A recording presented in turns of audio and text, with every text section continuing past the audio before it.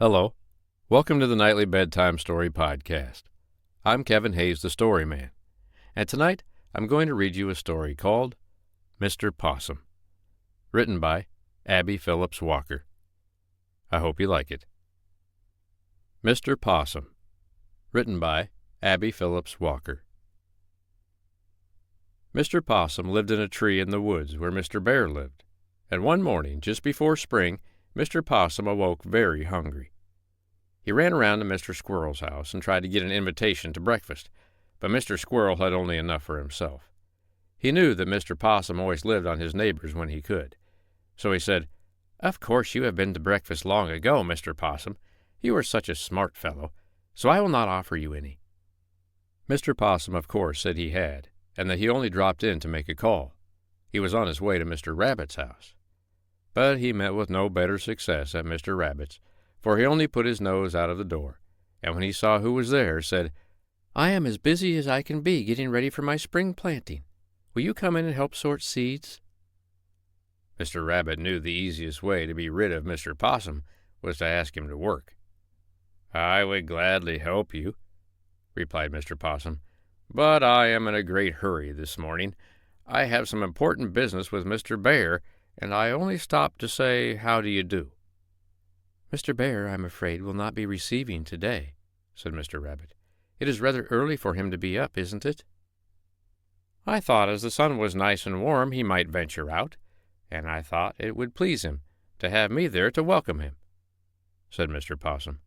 "Besides that, I wish to see him on business." Now Mr. Possum knew well enough that Mr. Bear would not be up, and he wanted to find him sleeping, and soundly, too. He went to the door and knocked softly. Then he waited, and as he did not hear any moving inside, he went to a window and looked in. There was Mr. Bear's chair and pipe, just as he left them when he went to bed. He looked in the bedroom window, and he could see in the bed a big heap of bedclothes, and just the tiniest tip of Mr. Bear's nose. Mr. Possum listened, and he trembled a little, for he could hear Mr. Bear breathing very loud, and it sounded anything but pleasant. "Oh, he is sound asleep for another week," said Mr. Possum. "What is the use of being afraid?" He walked around the house until he came to the pantry window. Then he stopped and raised the sash. He put in one foot and sat on the sill and listened. All was still, so he slid off to the floor. Mr. Possum looked around Mr. Bear's well-filled pantry. He did not know where to begin, he was so hungry. He became so interested and was so greedy that he forgot all about that he was in Mr. Bear's pantry, and he stayed on and ate and ate.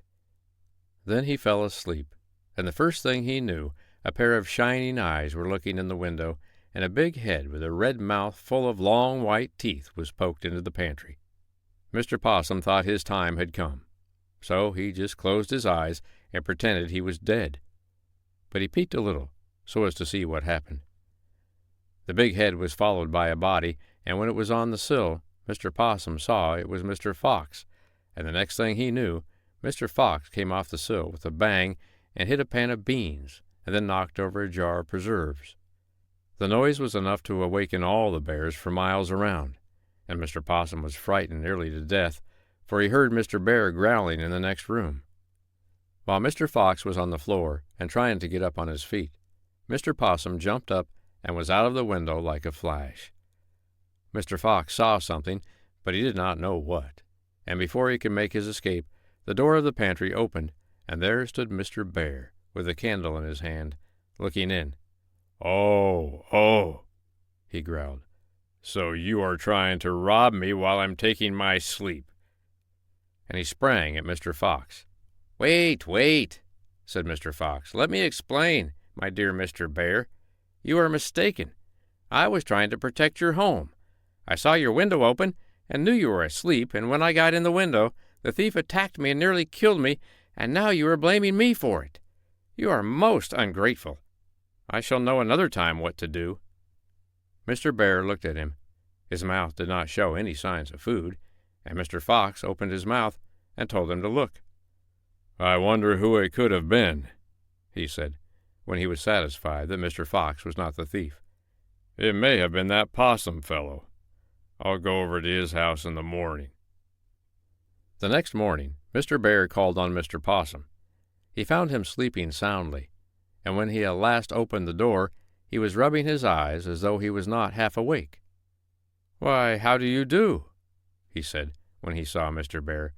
"I did not suppose you were up yet." "You didn't?" asked Mr. Bear, and then he stared at Mr. Possum's coat. "What is the matter with your coat?" he asked. "You have white hairs sticking out all over you, and the rest of your coat is almost white, too." Now Mr. Possum had a black coat before, and he ran to the mirror and looked at himself. It was true. He was almost white.